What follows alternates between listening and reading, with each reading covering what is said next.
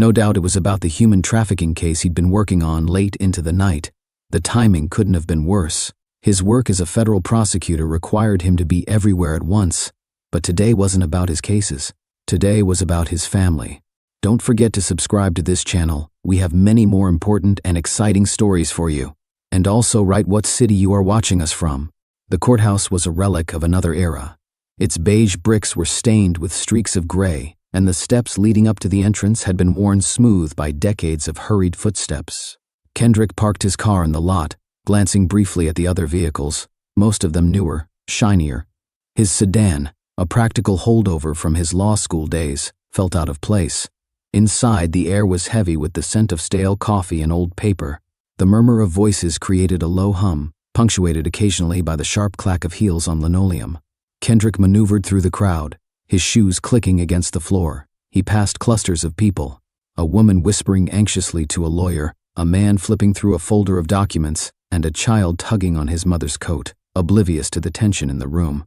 The courtroom itself was dimly lit, its beige walls dull and uninspiring. Kendrick scanned the room, noting the signs of wear, scuffed wooden benches, a crack in one of the windows, and a clock that seemed perpetually a few minutes slow. At the center of it all sat Judge Charles Whitman. Whitman exuded authority, his tall frame and silver hair giving him an almost regal appearance. But his piercing blue eyes, cold and calculating, betrayed something harsher. Kendrick had heard the stories, rumors whispered in legal circles about Whitman's favoritism, his harsh penalties for some, and leniency for others. Today, Kendrick would see it firsthand. He took a seat near the back and opened his folder, scanning the neatly arranged documents inside. The evidence was clear. The tax adjustment on his grandmother's property was a mistake, an error that had ballooned into a threat of foreclosure. He had letters, receipts, and even an appraisal that disproved the city's claims. It should have been an open and shut case. The courtroom doors creaked open, and Kendrick looked up to see a young white woman slip in, glancing nervously at the judge. Whitman didn't bat an eye. Moments later, a middle-aged white man entered, his tie askew and his briefcase clutched tightly. Again, no reaction. Kendrick frowned but pushed the thought aside, focusing instead on his notes. "Mr. Robinson," Whitman's voice rang out, cutting through the low hum of the room. Kendrick stood, straightening his tie as he made his way to the podium. "You're late," Whitman said, his tone icy. Kendrick glanced at the clock. It was 8:52, 8 minutes before the hearing was scheduled to start. "Your Honor, I apologize for the delay. I was attending to an urgent federal matter." $750, Whitman interrupted, his gavel striking the bench with a deafening thwack. The room fell silent as heads turned toward Kendrick. Kendrick's jaw tightened. "Your Honor, with all due respect." "Respect is earned, Mr. Robinson, not given," Whitman snapped. "This court does not tolerate tardiness. Pay the fine or face contempt." The words hung in the air like a challenge. Kendrick glanced around the room. The young woman who had slipped in earlier was seated near the front, scrolling through her phone. The middle-aged man was now leafing through his briefcase. Neither of them had drawn Whitman's attention. This wasn't about tardiness. It was about Kendrick, about who he was, about the color of his skin, and about the unspoken rules that governed places like this. After paying the fine, Kendrick approached the clerk's desk, where Mrs. Thompson sat typing on an ancient computer. Her graying hair was pulled back into a tight bun, and her glasses perched precariously on the edge of her nose. $750, she muttered, shaking her head. "That's steep for a first offense." Kendrick raised an eyebrow. "Is it?" She glanced around before leaning in slightly. "He has favorites," she said quietly. "You're not one of them." The comment hung in the air. Kendrick studied her, noting the subtle tension in her posture, the way her eyes darted toward the judge's bench. She knew more than she was letting on. "Thanks for the insight," Kendrick said, his tone neutral. As he turned to leave, Mrs. Thompson spoke again. "If you're serious about fighting this, meet me here after hours." She slid a folded piece of paper across the counter. "I might have something you'll want to see." That night, Kendrick sat at his kitchen table, surrounded by documents. His grandmother's photo smiled back at him from the mantel, her eyes filled with the quiet strength he'd always admired. He thought about what Mrs. Thompson had said, about the fine, about the way Whitman had dismissed his evidence without so much as a glance. This wasn't just about the house anymore. It was about a system that allowed people like Whitman to operate unchecked. It was about standing up, not just for himself, but for everyone who had been quietly silenced by the gavel's strike. Kendrick folded Mrs. Thompson's note and placed it in his pocket. Tomorrow, he would meet her. Tomorrow, the fight would begin. Act the Rising Storm. Don't forget to subscribe to this channel. We have many more important and exciting stories for you. And also write what city you are watching us from. The coffee shop was quiet, a haven of mismatched chairs and warm lighting. Kendrick Robinson sat across from Mrs. Thompson, the court clerk who had slipped him a note the day before. Her hands trembled slightly as she pushed a thick manila folder toward him. "I've been keeping these for years," she said, her voice barely above a whisper. "I knew someone would need them one day." Kendrick opened the folder and felt the breath catch in his chest. It was a damning collection of sentencing records, fine logs, and case notes, meticulously organized. Patterns emerged within minutes of his review. Black defendants received higher fines for lesser infractions. Repeat offenses by white defendants often resulted in reduced penalties, while first-time offenses for black defendants led to maximum sentencing. Families had lost homes, jobs, and security under Judge Whitman's rulings. "This is beyond anything I expected," Kendrick said, his voice steady but edged with anger. "I've watched it happen for years," Mrs. Thompson replied. "I didn't know what to do. I'm just a clerk." "No," Kendrick said firmly, looking up from the records. "You're not just a clerk. You're a witness." Her lips tightened as she nodded, the weight of her decision to come forward evident in her expression. "What will you do now?" she asked. "Everything I can," Kendrick said. "This isn't just about me anymore." The next morning, Kendrick dove into the records with the precision of a trial attorney. He worked from his kitchen table, the manila folder spread out next to his laptop. A legal pad sat in front of him, its pages quickly filling with notes and connections. The patterns were undeniable, and they enraged him. He began cross-referencing the records with publicly available court dockets, digging deeper into the discrepancies. A parking violation fine issued to a young black woman was 10 times higher than one issued to a white man on the same day for a more severe infraction. A black homeowner lost their house over a clerical error, while a white developer was granted leniency for months of unpaid taxes. It wasn't just bias, it was systemic abuse. Kendrick realized he needed more than numbers. He needed people. He spent the next week meeting with members of the community, sitting with them in cafes, churches, and community centers. Word spread quickly. A federal prosecutor was investigating Whitman's courtroom. Stories poured in. A middle-aged black man described how Whitman humiliated him in court, questioning his work ethic before imposing an exorbitant fine for a minor zoning issue. A young woman recounted being fined $500 for parking in the wrong spot, while a white man with multiple violations walked away with a warning. Each story was like a piece of a puzzle, building the larger picture Kendrick was determined to expose. One evening, he visited an elderly black couple who had lost their home after Whitman refused to acknowledge a tax adjustment error. The wife's voice trembled as she spoke. "We worked our whole lives for that house. He took it like it was nothing." Kendrick left their home with a heavy heart but renewed resolve. This wasn't just a fight for his grandmother's house anymore. It was a fight for justice itself.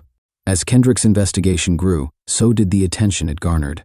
A local journalist, Priya Desai, contacted him after hearing whispers about his work. They met in a quiet corner of the library, where Kendrick laid out his findings. "This is incredible," Priya said, flipping through the pages. "But it's also dangerous. If you're planning to go public with this, Whitman won't go down quietly." "I'm not afraid of Whitman," Kendrick replied. "I'm afraid of what happens if no one does anything." The following week, Priya published an article titled, "Justice or Bias? A Prosecutor Challenges the Greenville Courtroom." It detailed Kendrick's initial findings and hinted at the deeper systemic issues he was uncovering. The article sparked outrage in the community, leading to protests outside the courthouse. Judge Whitman was not one to take criticism lightly. From his bench, he dismissed the protests as rabble-rousing and accused Kendrick of using his position as a federal prosecutor to intimidate local authorities. In a courtroom packed with spectators, Whitman addressed the growing controversy. "This court operates with the utmost integrity," he said, his voice carrying an edge of practiced indignation. "Mr. Robinson's baseless accusations are an affront to the judicial process." Kendrick sat in the gallery, his jaw clenched. He knew the fight was far from over, but Whitman's words only fueled his determination. That evening, Kendrick received an anonymous letter in his mailbox. It contained a single line, "You're in over your head." There was no signature, but the message was clear. Not everyone in the courthouse stood by Whitman. James Wilson, the grizzled bailiff, approached Kendrick during a recess. "Robinson," Wilson said, his voice low. "I've been watching Whitman for years. I don't like what I've seen." Kendrick raised an eyebrow. "Why are you telling me this now?" "Because you've got guts, kid," Wilson said, his eyes narrowing. "You're doing what no one else would dare." Wilson handed Kendrick a stack of handwritten notes. "These are cases I've kept track of over the years. Might help your fight." Kendrick accepted the notes, gratitude flickering in his eyes. "Thank you, James." "Don't thank me yet," Wilson replied. "Just make sure you win." Outside the courthouse, the protests grew larger and louder. Signs reading "Justice for All" and "End the Bias" filled the square. Kendrick addressed the crowd one afternoon, standing on the steps of the courthouse. "This isn't just about one judge," he said, his voice carrying over the chants. "This is about a system that has failed too many for too long. It's time to hold those in power accountable." The crowd erupted in cheers, but Kendrick knew the battle was only beginning. Inside the courthouse, Whitman watched the scene through the window, his expression unreadable. Kendrick filed a formal complaint with the Judicial Review Commission, detailing the evidence he had gathered. The hearing was set for 2 weeks later, but Kendrick's actions only intensified Whitman's animosity. In the days leading up to the hearing, Kendrick received threatening emails and phone calls. His colleagues at the federal prosecutor's office grew uneasy, some questioning whether he was overstepping his bounds. Even his supervisor pulled him aside. "Kendrick, are you sure about this?" she asked. "This could jeopardize your career." "My career doesn't matter if I can't look at myself in the mirror," Kendrick replied. The day of the hearing arrived, and the courtroom was packed with spectators, reporters, and community members. Kendrick presented his findings with the same meticulousness he applied to his federal cases, laying out the patterns of bias in Whitman's rulings. "This isn't about mistakes," Kendrick said, his voice steady but impassioned. "This is about a deliberate misuse of power." Whitman's response was explosive. "These accusations are baseless," he roared. "I demand this nonsense be stricken from the record." But Kendrick's evidence was undeniable. The Judicial Review Commission announced it would launch a formal investigation into Whitman's courtroom practices. That night, Kendrick sat alone in his apartment, staring at the city lights outside his window. He thought of his grandmother, of the countless people who had suffered in silence, and of the risks he was taking. "This is just the beginning," he murmured to himself. "And I'm not backing down." Act 3. Justice Ignited. Don't forget to subscribe to this channel. We have many more important and exciting stories for you. And also write what city you are watching us from. The Judicial Review Commission launched a formal inquiry into Judge Charles Whitman's courtroom practices. News of the investigation spread quickly, making headlines not just in Greenville but across the state. Kendrick Robinson found himself at the center of a growing movement, his fight against Whitman now a rallying cry for justice reform. Investigators began sifting through years of court records, aided by Kendrick's meticulous documentation and Mrs. Thompson's cache of hidden files. The evidence was staggering. Fines levied against black defendants were, on average, 3 times higher than those for white defendants committing similar offenses. Entire neighborhoods of black homeowners had been systematically targeted, with exaggerated tax adjustments and punitive rulings. As the investigation unfolded, Kendrick received an unexpected phone call. "This is Isabella Reed," the voice on the other end said. "I used to work under Whitman." Kendrick recognized the name. Isabella had been a promising attorney who abruptly left the legal field several years ago. "Why are you calling me?" he asked cautiously. "Because you're fighting the same man who made my life hell," Isabella replied. "And I can help you." Kendrick met Isabella at a secluded park. She arrived wearing sunglasses and a baseball cap, her cautious demeanor betraying her lingering fear of Whitman. "Why now?" Kendrick asked after they exchanged brief pleasantries. "Because I've been waiting for someone brave enough to take him on," she said, her voice tinged with bitterness. "Whitman destroyed my career. He threatened me when I tried to expose his misconduct." She handed Kendrick a flash drive. "These are internal memos and emails from when I worked as his assistant. They show how he colluded with local developers to strip black families of their homes. He used his rulings to push people out of their neighborhoods." Kendrick's pulse quickened as he pocketed the drive. "This could change everything." "It's dangerous," Isabella warned. "You'll make powerful enemies." "I already have," Kendrick replied. "But I'm not stopping now." As the investigation deepened, Kendrick's fight drew national attention. Civil rights organizations and prominent legal figures rallied behind him. The NAACP issued a statement supporting the investigation, and media outlets covered the growing protests outside the Greenville courthouse. Kendrick was invited to speak at a town hall meeting broadcast on local television. Standing at the podium, he addressed a packed audience. "This fight isn't just about one judge," Kendrick said, his voice steady but impassioned.